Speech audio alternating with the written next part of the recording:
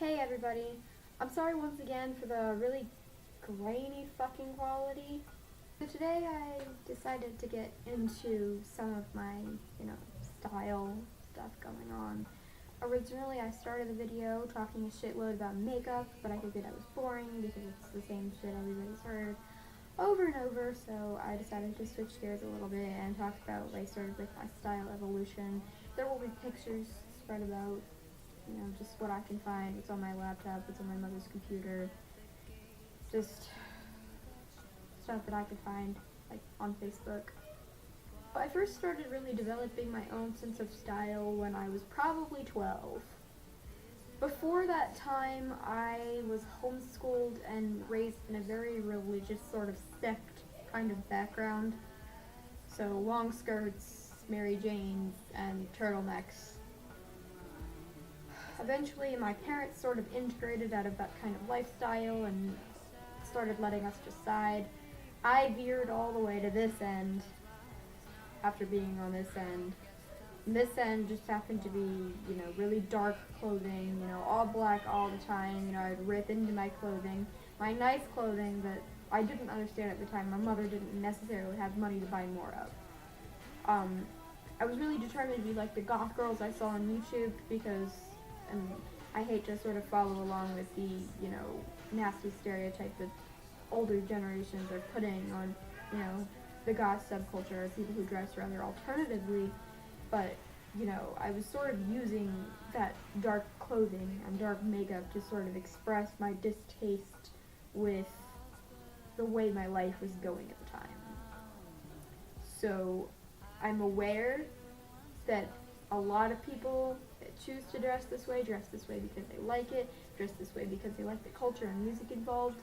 I have grown to like a lot of these things. Like, I started educating myself on how I was dressing and the culture associated with it.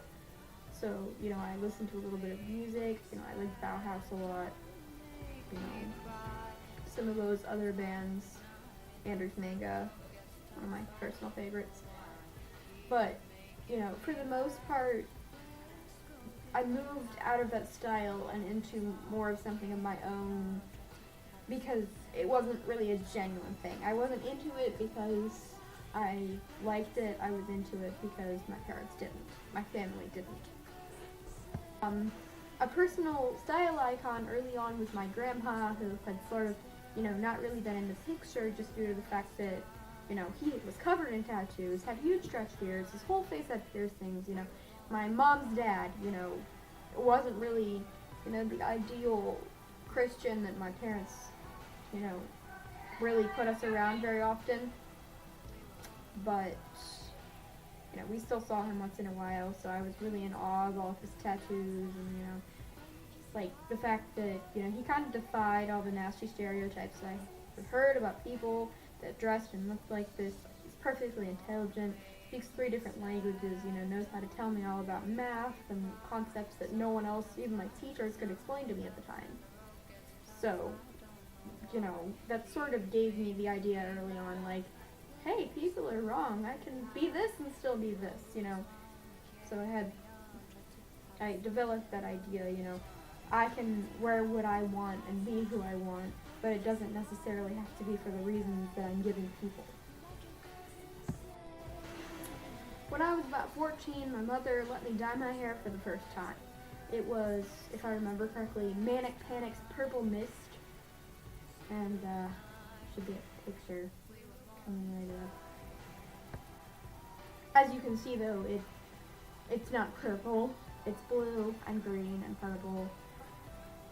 It didn't feel, as necessary anymore to dress a certain way. I was getting my emotions across the correct way. I still wear black a lot. I like wearing black. I like skinny jeans. I like combat boots and Converse and, all of the above. I like that stuff. But I'm also, comfortable dropping the dark exterior and wearing sweatpants and a pink Aeropostale t-shirt to school. Like, I'm comfortable with that. I continued dyeing my hair when I was younger until it was, completely fried. There wasn't really anything left, and we decided to shave my head. And I don't know, I got a lot of shit for it because, where I live, you dress like a girl, you have hair like a girl. You get made fun of for having blue hair because you look different, but at least you're not bald. At least you have hair. I didn't shave it for any particular moral reason. I shaved it just because it was dead, and, I thought, hey, it might look cool. It might get me some shock value. I'm not ashamed to say anymore that I did a lot of things, and still do from time to time, for shock value. At that time, I think that I was broken out of the fear of wearing bright colors a little bit more, because, I had a lot of people commenting that I looked like a boy, and, while that didn't make me feel bad, and some days actually made me feel cool, it was still meant as a mean joke. And since I was, raised fairly religiously, the one thing that I really, really wanted was to get my ears pierced. My mother still has a video of me getting my ears pierced, and when they pierce this ear, she's like, you want to see? And I'm like, no, just do the other one. My mom thought that was the cutest thing ever.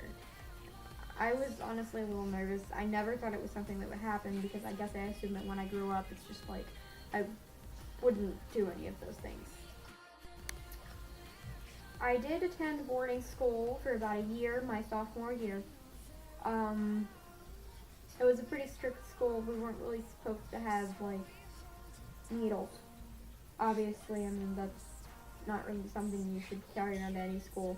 But, needles of any kind. So I would use earrings and, take out the little coil wrapped around pens, straighten it out, and give myself a tattoo. Dark alternative to sort of girly to sort of masculine. Where I am today is sort of all three. I dress the way I want to dress. It varies. I'm not ashamed to go to school without makeup, my hair in a bun when I didn't brush it, wearing, ratty, sweatpants and sweatshirts and, tank tops and turtlenecks, and just doesn't really matter. If I'm cold and I'm feeling sick and I gotta go to school or I gotta get shit done, I'm gonna dress how it makes me comfortable, both physically and mentally, not to impress people. When I have the option, I will do my makeup. Not because it makes me feel better about myself, but because I like doing it, because it's fun, because I enjoy people complimenting me and asking me how I did it.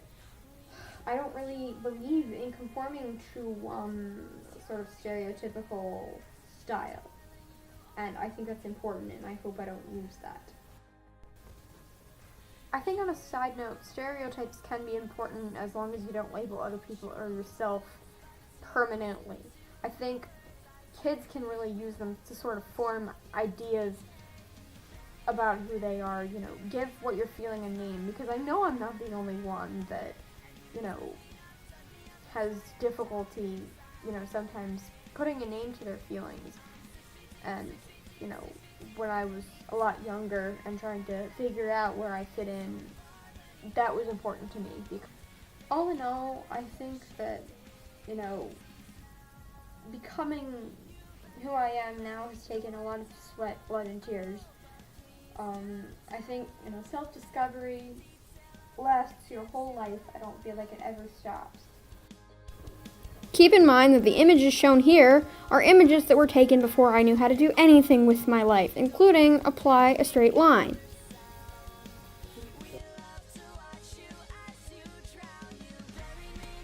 The majority of these were captured by me or someone else in 2014 or before this time. So, in other words, when I was an awkward little fuck that sunburned too easily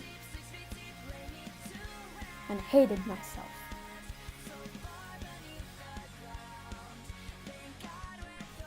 Please don't make note of the fact that I looked like someone smeared my face in Colombian cocaine. That's not what's on my face. It's just, teenage angst. And yes, that is hair dye.